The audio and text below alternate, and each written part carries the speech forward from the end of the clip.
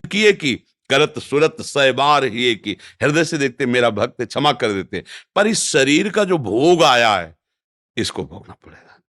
बड़े बड़े संतों में देखो, रामकृष्ण परमहंस जी के गले में कैंसर था, हर तरह के भोग। श्रीवास जी के आंगन में खड़े होकर महाप्रभु चैतन्य देव अपने परिकर के साथ कीर्तन कर रहे हैं और उनका पुत्र पधार गया। दासी ने कान में आके श्रीवास जी से कहा, पुत्र पधार गया, बीमार था, पधार गया। उनका दोबारा आवाज नहीं, महाप्रभु के कीर्तन में फर्क नहीं पड़ना चाहिए। और मंजीरा जोड़ के और जोर से कीर्तन करने लगे, नाचने लगे। महाप्रभु चैतन्य देव रुक गए और उनका, श्रीवास मेरा मन कुछ शुष्क सा हो रहा है, कोई घटना घटी क्या? उनका, प्रभु क्या घटना घट सकती, जहां आप मंगल मूर्ति नाम कीर्तन हो रहा वहां घटना क्या घट सकती? तब किसी भक्त ने बताया कि श्रीवास का बेटा पधार गया। उनका बताया क्यों नहीं? बोले, प्रभु बताने की क्या बात है, आपका था, आपने उसे अपनी सेवा में भेज दिया। और जिस जीव को यह सौभाग्य मिले कि आप स्वयं कीर्तन कर रहे हैं और वो पधार रहा है, इसके लिए तो बड़े बड़े ऋषि मुनि याचना करते हैं। प्रभु ये कोई शोक की बात है, ये कोई दुख की बात है? ले, वो आनंदित है, पुत्र पधार गया, वो आनंदित है कि उस जीव को जो सौभाग्य मिला। बड़े बड़े ऋषि मुनि ऐसी याचना करते हैं, और वो था नहीं मेरा, आपका था, आपने बुला लिया आपने। अब ये है भक्ति का रंग, इसमें क्या छिन गया? जो जीव जितने समय के लिए आया उतने समय तक रहेगा और चला जाएगा। ये शरीर जितने समय तक के लिए पहले ही निर्धारित हो चुका है, इसके बाद ये चला जाएगा। भैया, अगर विवेक से देखोगे तो भगवान की कृपा तुम्हें दिखाई देगी, अविवेक से देखोगे तो लगेगा भगवान के साथ हमने क्या बुरा किया जो उन्होंने हमारा छीन लिया। और भगवान स्पष्ट कह रहे हैं, अवश्य में वो भोक्तव्यम कृतम कर्म शुभाशुभम, भोगना पड़ेगा तुम्हें जो तुम कर्म कर रहे हो। एक उपाय है, ऐसी शरणागति प्राप्त करो कि अहम भी समर्पित हो जाए, तो सब भस्म हो जाएगा। अभी उसमें प्रवेश ही नहीं हुआ है, उस शरणागति में तो प्रवेश ही नहीं हुआ। जिसे शुद्ध परमार्थ कहते हैं उसका ककारा भी नहीं आता है, तो वो बात तो बनी नहीं। तो इसलिए ये बात को अंदर से हटाओ कि भगवान छीन लिए, भगवान कृपा कर रहे हैं, सच्ची मानो। हमारे जितने कर्म है, अगर वो हम पर टूट पड़े, हाँ, तो एक श्वास लेने लायक नहीं, हम ऐसे ऐसे कर्म किए हैं। इसलिए भगवान की कृपा मनाओ और भक्ति में आगे बढ़ो। तब तुम जब ऊंचाई पर पहुंचोगे फिर देखोगे कि पीछे की भी बात को, तो हर कदम में कृपा दिखाई देगी आपको। ओहो, बचा लिया भगवान ने, कृपा की भगवान ने। अगर हमारे अनुकूल परिवार मिलता, अनुकूल संपत्ति मिलती, तो भोगों में फंस जाता, कभी इस आनंद को प्राप्त। कितने कृपालु भगवान, आपने मुझे वो दिया ही नहीं जिसमें फंसा जाता है, मुझे दिया ही नहीं। बड़े कृपालु, आपकी जय। ऐसे मनाते।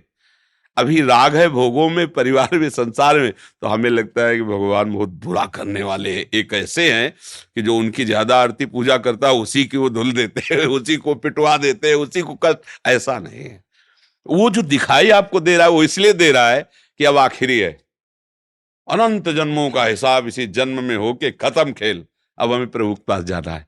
ये बात अगर आप देखोगे तो आप रो पड़ोगे कि जिन कर्मों को मैं लाखों जन्म भोगता फिर भी नहीं काट पाता, उनको भगवान ने इसे चुट पुट थोड़ा बड़ा कष्ट दे के निपटा दिया और अपने पास बुला रहे हैं। बड़े कृपालु भगवान है। तो हमें तो कृपा ही कृपा नजर आती भैया। भगवान पर दोष करने का तो हमें कभी समझे में नहीं आया। अगर आता तो हम कह देते हैं, ऐसा कह देते हैं हम, पर हमने आज तक ऐसा नहीं देखा है। जब कभी कहीं कोई हृदय में जलन हुई तो मेरे विचार की कमी हुई, मेरे आचरण की कमी हुई, मेरे भगवान की नहीं। सच्ची कहता हूं, उनका ऐसा प्यार है, उनका ऐसा दुलार है, मतलब करोड़ों प्राण हो तो भी उनके आगे बलिहार है। जहां मैं जला हूं वहां मेरी सोच गलत हुई है, मेरी चेष्टा गलत हुई है, वहां मैं जला हूं। उनकी कृपा में कहीं जलन नहीं है। हमसे गलती हुई है, तब इस बात का मुझे बोध हुआ बाद में कि ये हम गलत चिंतन किए, ये गलत हमारी चेष्टा थी, इसलिए मुझे वो जलन हुई। वो भगवान की तरफ से नहीं, वो क्रिया का फल है। भगवान की तरफ से तो कृपा ही कृपा है, कृपा ही कृपा है। बोलो, हमारे ऐसे कोई पुण्य है कि हम वृंदावन आने लायक हैं? सोचो जरा, जिस वृंदावन के लिए बड़े बड़े महापुरुष, जो रज शिव सनकादिक याचत, सो रज शीस चढ़ाऊं, किशोरी तेरे चरणन की रज पाऊं। भला इस रज में हम आने लायक? श्री राधिका कृपा बिन सबके मनन अगम, मन से भी नहीं सोच सकते वृंदावन। आप तन से आए हो वृंदावन, आपके ऊपर कितनी कृपा लाडली की। यदि वो छीनने वाले होते तो तुम्हें भेजते ही नहीं यहां। सोचो। अच्छा, हनुमान जी को देख करके विभीषण जी के हृदय में भा कि अब मुहि भाव भरोस हनुमंता, बिनु हरि कृपा मिल। आप संत समागम में बैठे हैं, अहो भाग्य। सुत दारा धन लक्ष्मी, पापियों के घर होए। संत समागम हरि कथा, तुलसी दुर्लभ। भगवान ने छीना नहीं, आपको दिया है। दुर्लभ मनुष्य दे, दुर्लभ सत्संग, दुर्लभ भगवान नाम, ये सब दिया है। आप देने पर नजर करो। जो छीनने की बात करे वो विनाशी है, वो अपने समय से नष्ट हो जाएगा, उसे कोई छीनता नहीं है। बर्फी रख दो जो बहुत बढ़िया दिखाई देती, 2-4 दिन में ऐसी फफूंदी और दुर्गंध हो जाए, क्योंकि उसका स्वरूप ही यही है। खाने क्या देखने लायक नहीं रह जाएगी। देखो एक समय चिकने चुपड़े बच्चे थे, जवान हुए, झुर्रियां पड़ रही, मरने की दशा आ रही। ये भगवान थोड़ी कर रहे हैं, ये इसका स्वभाव है भैया। फूल है, फल लगा, पका, गिरा, खाया गया, मल बन गया, नहीं खाया गया, सड़ गया। ये यहां ये सिस्टम है, परिवर्तनशील, विनाशमय, ये सिस्टम है। इसको दोष नहीं दिया, ये सिस्टम है। हर लोग का अलग अलग सिस्टम है, ये यहाँ का सिस्टम है। वही तुम्हारे साथ जब हो रहा, तुम्हें लग रहा भगवान छीन रहे हैं। तो यहां कुछ अविनाशी हो तो मुझे बताओ, कुछ अविनाशी, प्रभु ने अविनाशी चीज तुम्हारी छीन ली हो तो हमें बताओ। जब भगवान लिख दिए हैं, मान लो आप जाओ किसी पुस्तकालय में और कह दो जरा 1 इंजेक्शन 2 टेबलेट और वो जरा, तो कहेगा भैया लिखा क्या देख लो इसमें। बोले पुस्तकालय, तो बोले आप मांग क्या रहे हो, औषधालय जाइए आप। इसमें भगवान ने लेबिल में लिख दिया है, दुखालयम अशाश्वतम, दुखालय और नाशवान।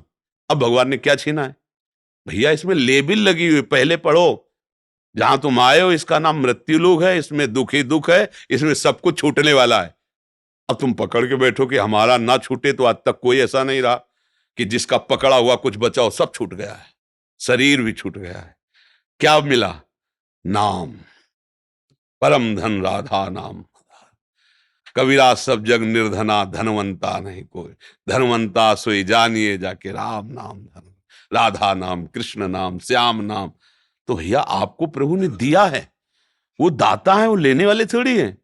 भूल से सरकारी संपत्ति पर कब्जा कर लो, और जब सरकारी पार्षद आके छुड़ाए तब आप गाली दो सरकार को। तो भाई देखो तुम्हारी भूल है, माफीनामा तुम्हें लिखना चाहिए। सरकारी जमीन पर कब्जा किए हो और इसके बाद जब छुड़ाने आ रहे हैं तो आप गाली दे रहे हो, तो गलती आपकी हो रही ना। ये सब कुछ सरकारी है, भगवान का है। सेवा के लिए मिली ये गाड़ी बंगला, सेवा के लिए मिली। भगवान की सेवा कर कर, परिवार की सेवा करके अपने ऋण से मुक्त हो जाओ और भगवान को प्राप्त हो। अब मान लिया अपना और चाहते हो कि अविनाशी बना रहते, अब कुछ अविनाशी नहीं भैया, सब धोखा ही धोखा है।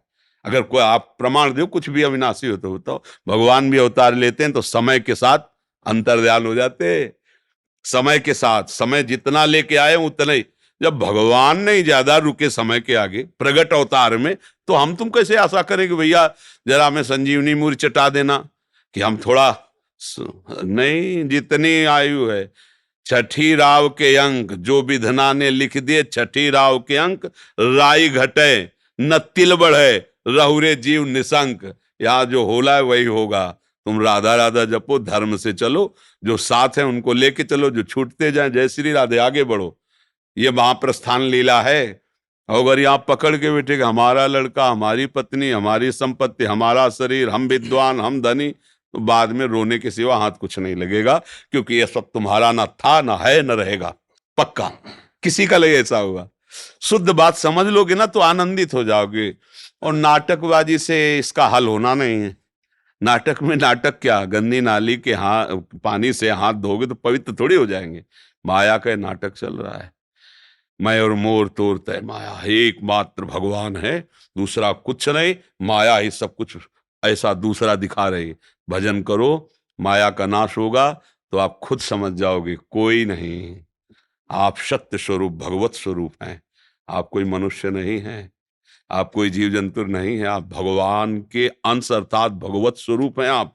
बस यही तो भूल गए, और यही याद आ जाए तो अभी मस्त हो जाओगे, अभी आनंद आ जाएगा। कोई था नहीं, कोई है नहीं, कोई रहेगा नहीं। एक ही था, एक ही है, एक ही रहेगा। बात पकड़ लीजिए।